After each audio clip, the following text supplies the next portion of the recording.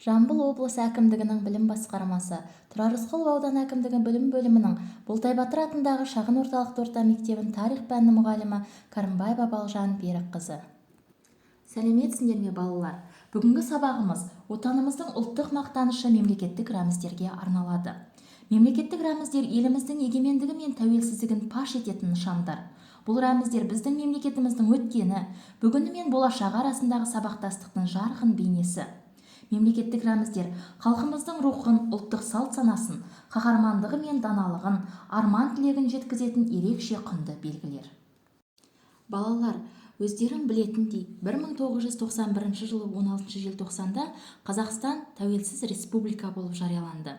1991 жылы 1 желтоқсанда тұңғыш президент сайлауы өтіп, тұңғыш президент болып Нұрсұлтан Әбішұлы Назарбаев сайланды. Балалар, әрбір тәуелсіз мемлекеттің өзіне тән мемлекеттік рәміздерінің болуы қақ. Олай болса, рәміз дегеніміз не? Жақсы. Рәміз белгілі идеяны білдіретін белгі, бейне. Адамға ой пікір туғызады. Ортақ түсінік бойынша орақ еңбекті, таға бақытты, зәкір яғни якір үмітті, лира музаны, арыстан құдіретті бейнелеген көкшіл жалау бейбітшілік рәмізі.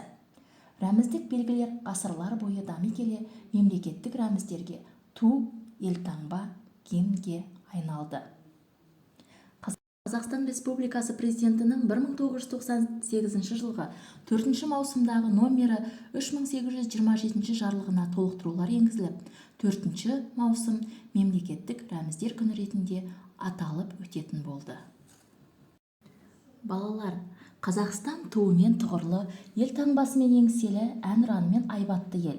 Жалпы мемлекеттік рәміздерімізге жеке-жеке тоқталып өтейікші. Мемлекеттік туымыз туралы не білеміз?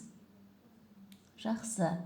Мемлекеттік туымыз бірыңғай көгілдір түсті. Бұл түс төбедегі бұлтсыз ашық аспанды елестетеді. Бұлтсыз ашық аспан әрқашанда бейбітшіліктің, тыныштық пен жақсылықтың нышаны. Көк түс Қазақстан халқының бірлік, ынтымақ жолында адалдығын білдіреді. Нұрға малынған алтын күн тыныштық пен байлықты бейнелейді. Күн қозғалыс, даму, өсіп өркендеудің, өмірдің бейнесі.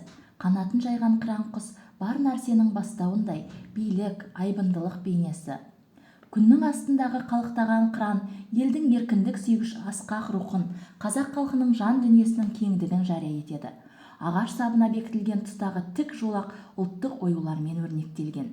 Күн қыран, ою өрнек алтын түсті. Тудың авторы еліміздегі дизайнерлік өнердің іргетасын қалаушылардың бірі. Чехословакияда өткен халықаралық дизайнерлер байқауының алтын жүлдегері. Алматы қаласының бас суретшісі Шәкен Оңдасынұлы Ниязбеков ағамыз. Ал енді балалар, елтаңбамызда не бейнеленген екен, соған тоқталайық. Біздің елтаңба әлемде сирек кездесетін елтаңба. Елтаңба негізі шаңырақ. Ол елтаңбаның жүрегі. Шаңырақ мемлекеттің түп негізі, отбасының бейнесі. Ал уықтар үлкен үйдің уықтары, ел жұртқа бай, қуатты тілеймін дегенді білдіреді. Ақ мүйізді алтын қанатты қоспырақ арыстанның жүректілігін, қыранның қырағылығын білдіреді. Бес бұрышты жұлдыз бағымыз ашылып, жұлдызымыз жарқырай берсін деген асыл арманды арқалап тұр. Төменгі жағында Қазақстан деген жазу республиканың атын көрсетеді. Масақ отанымыздың байлығы іспеттес.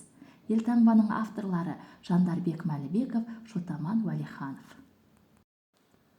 Балалар, гимн дегеніміз не? Жарайсыңдар. Кез келген мемлекеттік рәміздердің ең маңыздысы гимн. Гимн мемлекеттің салтанатты әні. Қазақстан Республикасының тұңғыш әнұраны 1992 жылы жарияланды.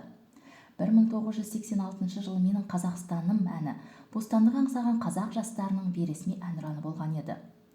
Ал 2006 жылғы 7 қаңтардағы конституциялық заңға сәйкес Қазақстан Республикасының мемлекеттік әнұранының музыкалық редакциясы мен мәтіні жаңа редакцияға жазылды.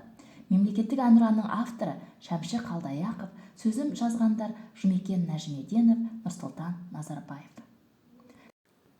Алғашқы рет Қазақстан Республикасының гимн ретінде менің Қазақстаным әні 10 қаңтарда 2006 жылы елбасын ұлықтау рәсімінде орындалды.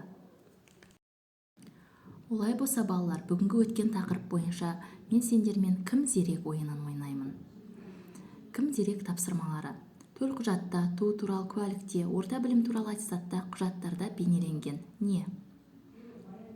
Президент резиденциясында, үкімет үйінде ілулі тұрады. Барлық мекемелерде бар. Республика, облыс, аудан көлеміндегі маңызды салтанатты мәжілістерде орындалады. Қазақстан Республикасы мемлекеттік ту қандай жерлерде ілінеді? Ауданымызға барғанда қай жерлерден ілулі тұрған туды көрдіңдер? Біздің ауылымыздашы? Қане жауап береміз? Өте жақсы, балалар. Жауаптарымызды тексеріп көрейік. Дұрыс екен, өте жақсы. Ендеше, балалар, кім жылдам ойынын ойнайықшы? Қазақстан Республикасы тәуелсіз мемлекет пе? Еліміздің бас қаласы. Қазақстан Республикасының президенті кім? Қазақстан Республикасы туының авторларын ата. Қазақстан Республикасы елтаңбасының авторлары. Гимнінің авторлары. Еліміздің көрікті жерлері. Отан туралы өлең. Отан туралы мақал-мәтел. Жарайсыңдар, өте жақсы.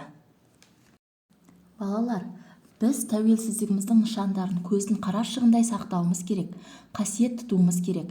Еліміздің әрбір азаматы Қазақстанның туын, елтаңбасын, әнұранын ерекше құрметтеуге міндетті. Өйткені олар халқымыздың мақтанышы, біздің ең киелі құндылықтарымыз деп елбасы Нұрсұлтан Назарбаев айтып кеткен. Мемлекеттік рәміздерді қадірлеу тәуелсіз Қазақстанның әрбір азаматының қасиетті борышы. Мемлекеттік рәміздерді құрметтеу елді, халықты, тарихты, әдет-ғұрыпты, салт-дәстүрді қастерлеу болып табылады. Қазақстан туымен тұғырлы, елтаңбасымен еңселі, әнұранымен айбатты ел. Осымен бүгінгі сабағымызды аяқтаймыз. Сау болыңдар.